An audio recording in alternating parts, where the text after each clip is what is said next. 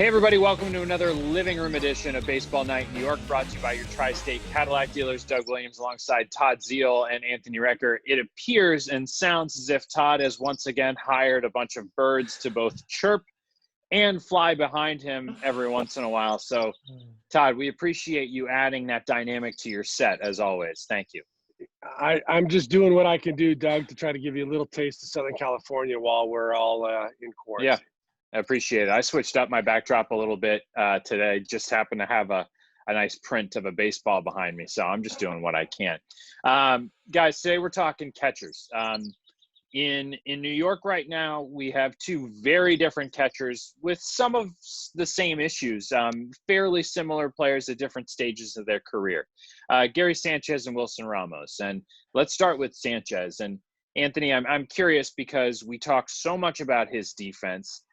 We know that he's a game wrecker offensively.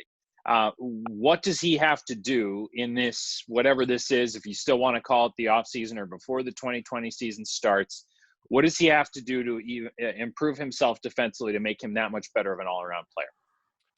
Hopefully he's just working on the mental side of his game as far as preparation. And I don't mean preparing to necessarily call a game or anything like that. It's more the mental side of preparing to go a full 9 innings and really focus on your pitching staff, focus on what they're trying to do, focus on your pitch calling, focus on the hitters that are coming up, and just really be locked in defensively. We've seen this guy come in and have these great, streaks offensively and do some amazing things. But defensively, we haven't seen him really put it all together and be this, a solid defensive catcher for a full season. We know he can throw, but outside of that, sometimes receiving numbers are a little better, sometimes they're worse. And the blocking and pass balls have been a real issue. So I'm ever since we did that conversation about signs and sign stealing, I'm done criticizing catchers as a guy on the sideline. I'm just not doing it anymore. And I know both of you did it at the major league level, so this is an especially good crew to have this conversation with. But Todd, I'm just curious, for a young catcher in today's big leagues, is there more on your mind considering the metric of pitch framing and how much it's weighed by scouts and evaluators everywhere, sign stealing, the importance of your game offensively? Is there more on Gary Sanchez's mind as a catcher in 2020 than there would have been as a catcher when you played in your era?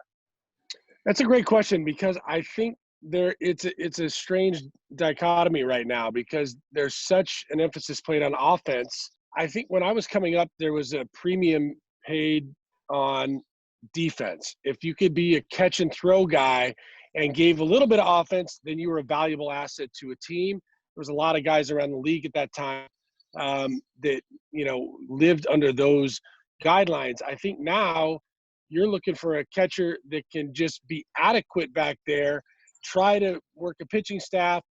Doesn't really matter if they hold down the running game as well as anybody else if they're middle of the pack, but if they can give you some thump behind the plate, then they're a valuable asset. So I think things have changed a little bit. So I think for that reason, the emphasis on catching skills and the emphasis on being a defensive guy and having pride in that have changed a little bit as well. And I would say that, to Anthony's point about Gary being able to concentrate for a full 9 innings, I think one of the things that's the most challenging thing about being a catcher is to not let your offense affect your defense and vice versa. So when you just go and you've got the bases loaded and you got a chance to blow a game open and you pop up or strike out, and then 30 seconds later you're out there catching and calling a game and trying to get the other guys out, sometimes it's hard to switch those gears. And I think that's what I've seen in Gary. When his offense is struggling a little bit, he seems like he's weighing on himself behind the plate.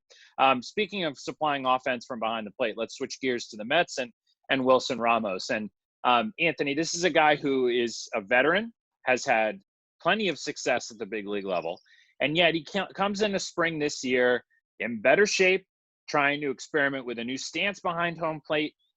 For the skeptic out there who's thinking, okay, this is a guy who's had success, he's a veteran, can you really teach an old dog new tricks? Can you? Do you believe that a guy at his stage in his career really can change? Absolutely. I don't think I wouldn't cut anybody off and say at a certain age you can't learn new things or you can't become a better baseball player in some way. There's definitely no reason to say that Wilson Ramos can't get better. I will stop a little bit short of what you said about him being kind of, I guess he's had like a lot of, big league success. I look at Wilson Ramos' career and offensively, as far as a catcher, maybe he's slightly above average. But he's been a very average offensive guy, which is kind of one of the reasons I've struggled with. I guess I struggled last year, when we were talking about this in the offseason when they signed him. I didn't understand the signing because he is maybe slightly above average catcher, or I'm sorry, offensive catcher, but defensively he's been below average his entire career. So it's an interesting give and take here. But again, you also touched on it. There has been a shortage, I think, of offense at the catching position, and that has created, maybe him. It's elevated him, I guess, in some kind of a way. Todd, what were your impressions of Ramos offensively and defensively last year? Well, I get where Anthony's coming from. I don't agree 100% because I think he did a great job of driving in runs, and he drove in big runs, and that was one of the things that I think helped him stand out. And look, we were talking about the premium on defense versus offense. The Mets had a catcher for a lot of years that went to the Hall of Fame named Piazza that had the same conversation always brought up about him. Should he move to another position? Is his defense hurting the staff? Well, he's a guy that, to our point right here, learned to do things as a catcher as he got later in his career. He did a much better job of calling games, framing pitches, blocking balls. He never was going to throw out a lot of runners, but he did a lot of other things, and he worked hard to make himself a better catcher behind the plate so that his offense was even that more valuable. So I think that's what you're talking about, Doug, that I think Ramos coming into spring this year in better shape, a little more mobile. And I think the reason for that is because he's trying to experiment getting down on one knee, framing the low pitch, using his mechanics to improve on his framing ability, which is one thing that he was criticized for last season. Nito's done a good job of that. The pitchers like to get that low call, a low zone. And so I think he's doing everything he can to improve himself slightly defensively to make that offense mean even more. And fascinating to think about the fact that Noah Syndergaard's going to be out for whatever the 2020 season ends up being. We all know how much of a story that was last year with Syndergaard preferring to throw to Nito or Rene Rivera or really any other catcher than Ramos. So maybe that'll be less of a distraction for Ramos. Not that Noah Syndergaard was trying to be one, but Ramos will really have command, you'd think, of the entire rotation. Okay, time now for the walk-off. Because of some of the access we've gotten in these living room editions into people's homes, it got us thinking about memorabilia.